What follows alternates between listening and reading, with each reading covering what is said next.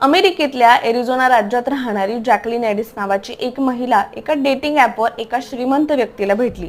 पहिल्या डेटनंतर त्या व्यक्तीला पुढे संबंध ठेवायचे नव्हते, पण जॅकलिनला मात्र त्याच्यावर जबरदस्त प्रेम जडलं. त्या प्रेमात ती एवढी गुंतली की तिने त्याला एक दोन नाही तर तब्बल 1,59,000 मेसेजेस पाठवले. कधी कधी ती दिवसाला 500 ते 600 मेसेजेस पाठवायची आणि कित्येकदा ती त्याला धमक्या सुद्धा द्यायची. इतकंच नाही तर एक दिवस ती त्याच्या घरात घुसली आणि बाथटब मध्ये आंघोळ करताना सुद्धा सापडली. या सगळ्या प्रकारानंतर पोलिसांनी तिला अटक केली आहे. तिला ताब्यात घेतलं तेव्हा तिच्याकडे चाकू सुद्धा सापडला. मात्र या सगळ्या प्रकरणामुळे तिच्यावर आता गुन्हा दाखल करण्यात आलाय. पण चौकशी दरम्यान असं लक्षात आलं की तिला मानसिक समस्या आहे आणि त्याच्यामुळे आता तिच्यावर उपचार सुद्धा सुरू आहे.